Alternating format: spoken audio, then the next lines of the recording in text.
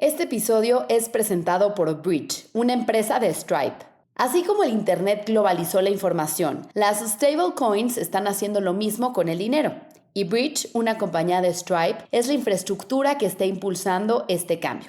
Construida para tener velocidad, escala y simplicidad, Bridge ayuda a que las empresas envíen, almacenen, acepten y generen stablecoins al instante. Atiende clientes globales sin las complejidades de montar toda la infraestructura cripto. Así, compañías como X, Shopify y RTM están abriendo nuevos mercados, reduciendo costos de FX y moviendo dinero sin fricción en tiempo real. Ya seas una empresa que lleva nómina y quiere usar stablecoins para pagar a proveedores globales, una app de remesas que quiere usar stablecoins para agilizar el movimiento de dinero internacional, un neobanco que ofrece stablecoins como forma de ahorro o un equipo de tesorería que quiere usar stablecoins para cubrir la volatilidad cambiaria en mercados emergentes, Bridge puede ayudarte. Descubre el futuro de la infraestructura financiera global en bridge.xyz. Esto es Arquitectura de los Negocios, un podcast de White Paper donde explicamos a profundidad cómo funciona una industria, qué hay realmente detrás de una empresa, cómo hace dinero. Yo soy Susana Sáenz y te platicaré la historia, las estrategias, las decisiones y estructuras que definen a los negocios que están moviendo al país o que lo hicieron en su momento. Recuerda darle seguir al canal de White Paper y déjanos tus comentarios. Hola, ¿qué tal? Me da mucho gusto darles la bienvenida al cuarto y último episodio de la serie de Nubank en Arquitectura de los Negocios de White Paper. En el episodio anterior hablamos de cómo gana dinero, un negocio que tiene más de 130 millones de clientes en América Latina. Hoy, en este episodio final, vamos a platicar de cómo la acción de Nubank, después de debutar, cayó de $10 a 3 y luego escaló hasta 17. De una guerra de tasas que creó al cliente más complicado que existe, el que sabe exactamente dónde está su dinero y mueve todo en 48 horas cuando alguien le ofrece medio punto más, los llamados taseros. También hablaremos de Revolut, que llegó a México con la valuación de fintech más alta de Europa y la ambición de desbancar a Nu, pero también en un segmento donde compiten Klar, Ualá y Hey Banco como neobancos, además de los legacy que intentan defender y crecer sus posiciones. También del debate sobre si Nubank puede repetir en Estados Unidos lo que hizo en Brasil y que está haciendo en México y hacia dónde va la compañía. Hay mucho que cubrir para concluir esta serie. Entonces, para entender Nubank en 2026, hay que entender su historia bursátil, porque en esos ires y venires de precios podemos encontrar en forma resumida todos los miedos y las apuestas que el mercado ha hecho sobre ese banco desde que empezó a cotizar hace 5 años. Para esta investigación platiqué con Gustavo Schroden, el Head de Financial Equity Research de América Latina para Citi, uno de los bancos de inversión más grandes del mundo, alguien que lleva años cubriendo el sector financiero latinoamericano y que conoce Nu a profundidad.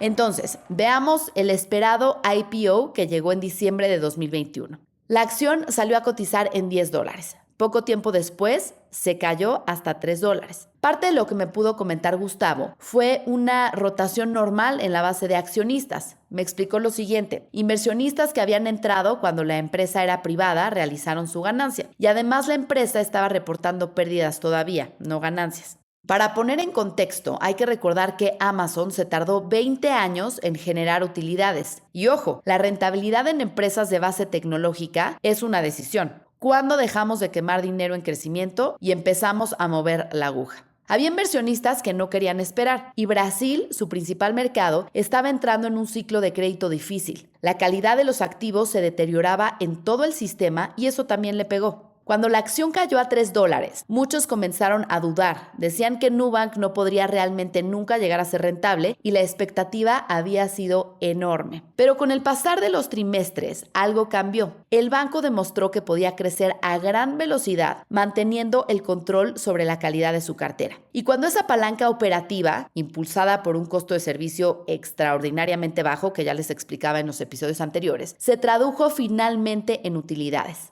Y el mercado reaccionó.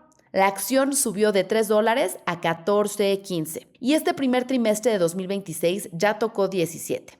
Así que creo que esto nos deja una lección nuevamente sobre el largo plazo. Seguro hay gente que compró a 10 y vendió a 3, teniendo una pérdida de más del 60%, mientras que habrá quienes compraron a 3 o 4 dólares y habrían multiplicado por 4 o 5x su dinero, aunque quizás solo en papel, sin haber materializado la utilidad todavía, pero otros quizás sí. Veamos, Berkshire, con Warren Buffett, el que lleva décadas diciéndonos que solo invierte en lo que entiende, nada de tecnología, nada de cosas raras, pero que por otro lado su mayor posición en algún momento fue Apple.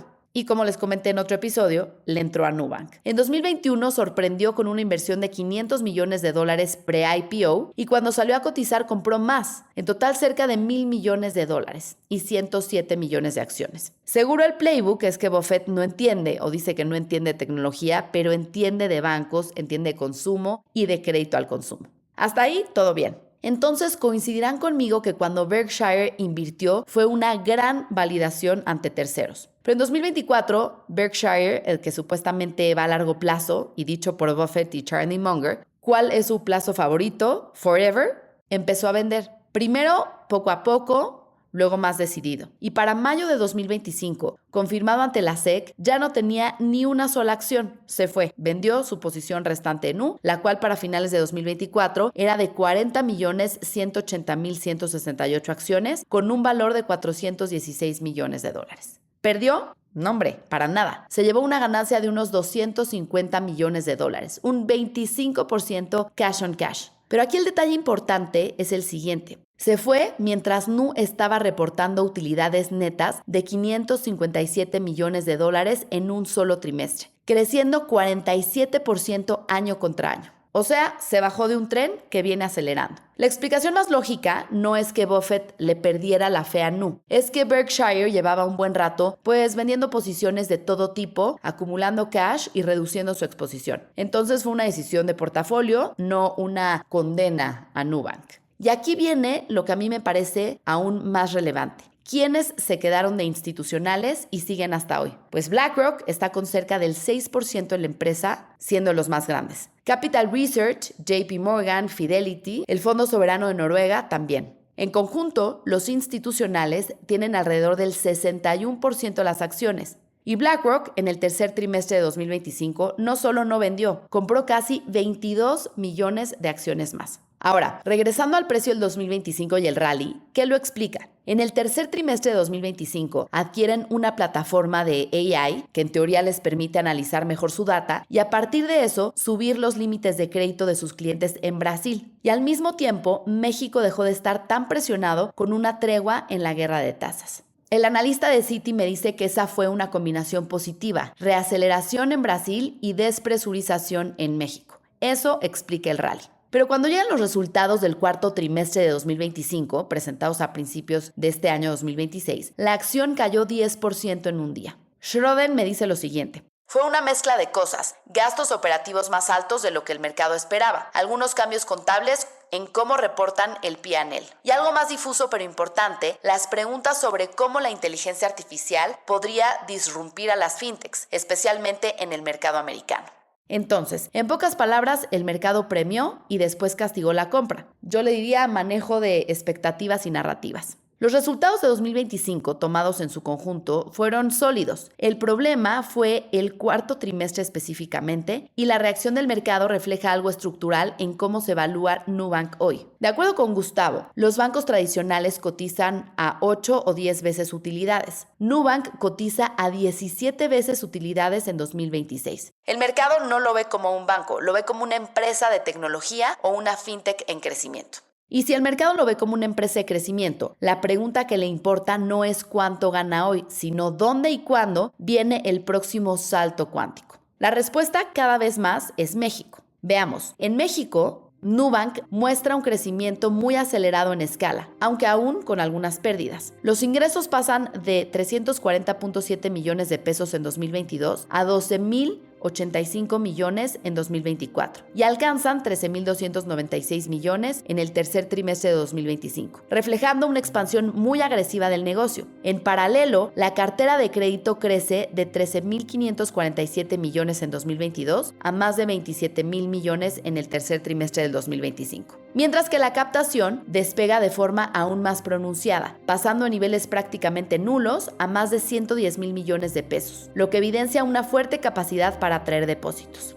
Ahora, la utilidad negativa de 88.8 millones en 2022, en el tercer trimestre de 2025 pasó a 1.443 millones. Sin embargo, esta expansión viene acompañada de pérdidas. La utilidad negativa de 88.8 millones en 2022, hacia el tercer trimestre del 2025, creció a 1.443 millones. En conjunto, los datos reflejan una estrategia clara: priorizar crecimiento, fondeo y escala, incluso a costa de la rentabilidad en el corto plazo. Y es que antes de hablar del futuro donde la promesa se llamaba Estados Unidos, hay que entender lo que pasó en los últimos años, porque México fue, durante los últimos 3, el escenario de una guerra de tasas que costó muy caro a casi todos los que la pelearon y que les platicaba a grandes rasgos en el episodio anterior. Aquí les voy a dar un poco más de detalles. ¿Qué pasó? Exactamente lo que el propio CFO de Nu había reconocido públicamente que podría pasar. Los buscadores de rendimiento, o coloquialmente conocidos en México en algunos círculos de banqueros como los clientes taseros, se fueron cuando bajó la tasa. El banco los vio llegar con tasas altas y después los vio irse. Y el impacto duró algunos meses. En pocas palabras, usaron a Nu no solo para colocar algo de dinero, sino cobrar el premio que ofrecían y se fueron. No se quedaron como clientes rentables. Y es que Nu ofrecía esa tasa atractiva como una manera de darse a conocer y ganar clientes, pero ya no solo por la oferta de crédito de la tarjeta, sino atrayendo a ahorradores que después pudieran fidelizar y consumieran crédito, por ejemplo. Clar y Story dibujaron la misma historia con matices, diría yo. Los 3 perdieron dinero en el camino con un margen de intermediación acotado y presionado. Nubank reportó pérdidas de 1.974 millones de pesos en México en 2025, poco más de 100 millones de dólares. Y en ese contexto apareció Openbank, el neobanco de Santander que casi nadie puso atención ni lo puso en el mapa de las predicciones para 2025. Pero en un año, con la misma estrategia de tasas, superó a Clar, Story y Ualá y terminó el año con 16.370 millones de pesos en captación, o casi 1.000 millones de dólares si consideramos un tipo de cambio a 18 pesos por dólar. Lo que reflejan los números no es solo el impacto de los recortes del Banco de México, es algo más estructural. El capital que llegó atraído por tasas altas no garantiza la permanencia. Eso es lo que el sector aprendió. Y ahora la conversación cambió. Ya no es sobre quién paga más, es sobre quién puede convertirse en el banco principal del cliente. Y es que principalidad es una de estas importantes guerras. La más difícil de ganar con tecnología o con marketing, y la que va a definir quién sobrevive los próximos 10 años en este sector. Manuel Rivero Zambrano, el CEO de Hey Banco, lo viene diciendo desde hace tiempo. Un banco no puede ser solo una tarjeta. Mientras buena parte de los neobancos compraba crecimiento ofreciendo rendimiento y acumulaba pérdidas en el camino, en Grupo Regional, la controladora de Hey Banco y Banregio, decidieron jugar otro partido. No el de cuántos llegan, sino el de cuántos se quedan. Menos usuarios, sí, pero no por accidente, porque dice que la principalidad no se construye con tasas altas, se construye con la nómina que cae cada quincena, la tarjeta que se usa en el súper, el crédito que se paga, la hipoteca que se firma, con una presencia constante en la vida financiera del cliente que ningún algoritmo puede fabricar de la noche a la mañana. ¿Coinciden con esto? Escríbanme en los comentarios. Recordemos que el concepto de principalidad es que seas el banco donde realizas la mayor parte de tus transacciones. Eso es ser el banco principal del cliente multiproducto.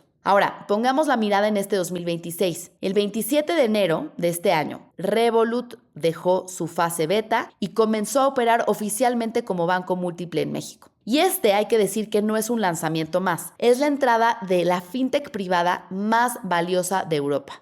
75.000 millones de dólares de evaluación. Y llega a su primer mercado fuera del continente europeo, después de más de 4 años de proceso regulatorio desde cero ante la Comisión Nacional Bancaria de Valores y el Banco de México. 100 millones de dólares de capital inicial, más del doble del mínimo regulatorio. Y un anuncio que ya dieron. Van a duplicar esta inversión en 2026 con otros $100 millones. Para ponerlo en perspectiva, cuando Revolut entró a México ya tenía 65 millones de clientes en el mundo. Operaba en más de 40 países, procesaba 30 monedas y reportó $3.800 millones en ingresos en 2024. Pues esto no es un proyecto de emprendedores, es una empresa que ya pasó por la fase de demostrar que el modelo funciona. Y lo más interesante aquí no es el tamaño, es el argumento, creo, con el que llegó. Juan Guerra, el country manager para México, reclutado de las filas de Banamex y de Rappi, lo ha dicho en muchas entrevistas. El objetivo es que el usuario no necesite ninguna otra aplicación para manejar su dinero. No viene a ser un producto complementario, no viene a pelear en la guerra de tasas, viene a ser la cuenta principal. Y su propuesta tiene una lógica que las fintechs nacidas en México no tienen: el ADN multidivisa, la gestión de 30 monedas desde una sola app, los transfers instantáneos a clientes en otros países sin comisión ni tipo de cambio abusivo. En un país donde el corredor de remesas México-Estados Unidos es el más grande del mundo, con más de $64,000 millones enviados en 2024. Eso no es un feature marginal, es una palanca de penetración que la mayoría de jugadores no tienen o apenas están lanzando.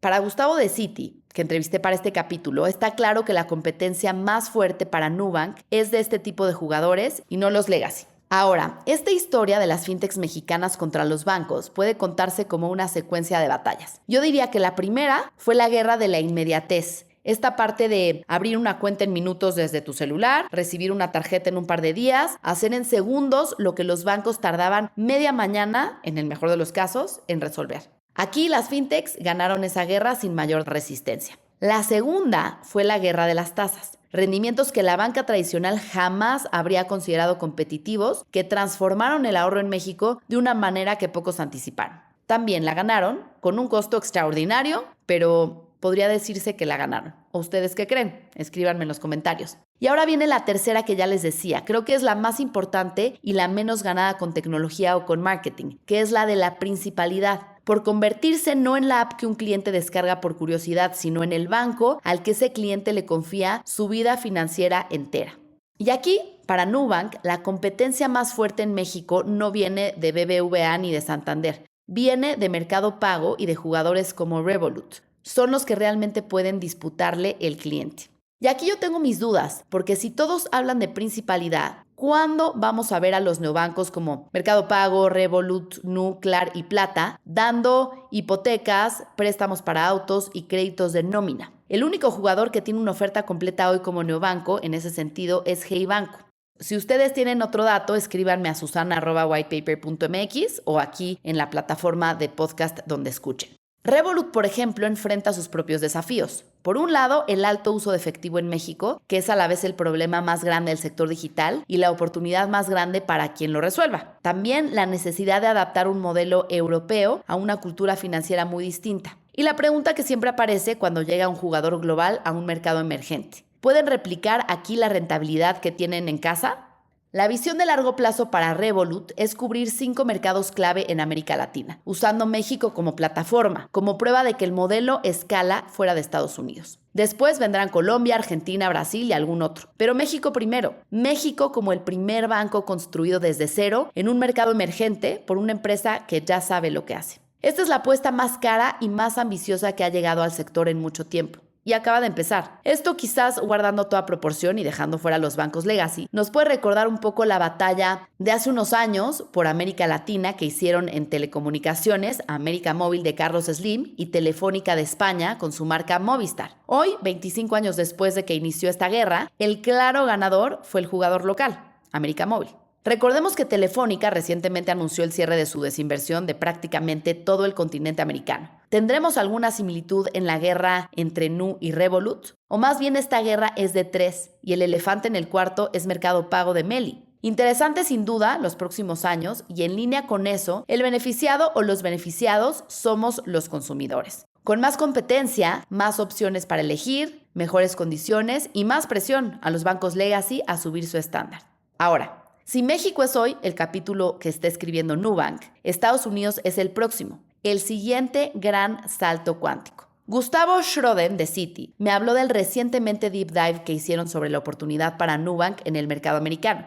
El cálculo es el siguiente. Asumiendo solo California, Florida y Texas, los 3 estados con mayor concentración de latinos y solo 2 productos, tarjetas de crédito y préstamos estudiantiles, el mercado potencial es enorme. Entonces, la narrativa tiene sentido. El timing, un banco que ya entiende a la comunidad latina mejor que cualquier institución estadounidense tradicional, es atractivo y los inversionistas internacionales así lo ven. Pero también hay un problema desde el punto de vista de Gustavo. El secreto de Nubank es operar en el segmento de bajos ingresos, ofrecer productos de crédito accesibles, cobrar tasas de interés altas y aceptar una mayor morosidad que se compensa con provisiones. Pero como el costo de servir al cliente es bajísimo, la rentabilidad por cliente es extraordinariamente alta. Esa ecuación funciona en Brasil, donde el ROE o Return Over Equity, excluyendo las pérdidas de México, supera el 40%. Este funciona en potencia en México, donde Gustavo me dice que estiman que pueden llegar a más del 30% en el mediano plazo. Pero en Estados Unidos, la misma ecuación se podría romper en varios puntos. Primero, la competencia es brutal y los márgenes son mucho menores. Hay más jugadores, más sofisticados, con más capital. El segundo es el costo de adquisición de clientes en el mercado americano, que es mucho más alto, especialmente en marketing. Y tercero, la pregunta más importante, ¿podrá Nubank cobrar las tasas altas que cobra en América Latina en un mercado más regulado y con un cliente financieramente más sofisticado? Entonces, la baja del costo de servir es quizá el factor más importante del banco, y eso es difícil de replicar en Estados Unidos porque van a tener que invertir mucho, especialmente en marketing. Y entonces, quizás por eso ahora los vemos patrocinando la MLS y la Fórmula 1. Tal vez no van solo por el cliente latino y quieren the whole enchilada.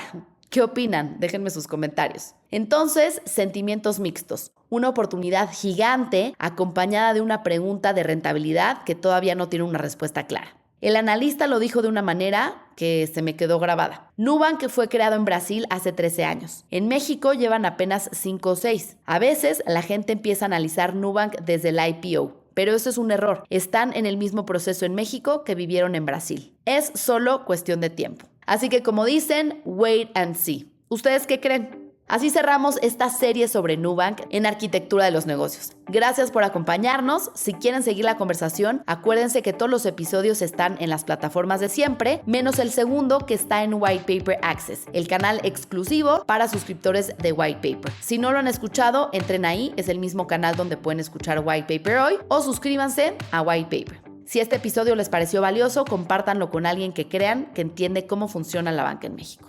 Esta es una producción de White Paper Media, la fuente de información de negocios en la que confían los principales empresarios y empresarias de nuestro país. Yo soy Susana Sáenz y si tienes curiosidad de cómo opera alguna industria o sector o alguna empresa, mándame tus sugerencias a susana@whitepaper.mx. Suscríbete en whitepaper.mx.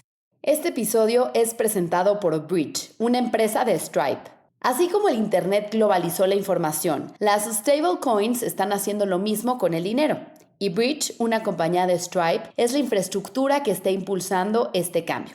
Construida para tener velocidad, escala y simplicidad, Bridge ayuda a que las empresas envíen, almacenen, acepten y generen stablecoins al instante. Atiende clientes globales sin las complejidades de montar toda la infraestructura cripto. Así, compañías como X, Shopify y RTM están abriendo nuevos mercados, reduciendo costos de FX y moviendo dinero sin fricción en tiempo real. Ya seas una empresa que lleva nómina y quiere usar stablecoins para pagar a proveedores globales, una app de remesas que quiere usar stablecoins para agilizar el movimiento de dinero internacional, un neobanco que ofrece stablecoins como forma de ahorro o un equipo de tesorería que quiere usar stablecoins para cubrir la volatilidad cambiaria en mercados emergentes, Bridge puede ayudarte. Descubre el futuro de la infraestructura financiera global en bridge.xyz.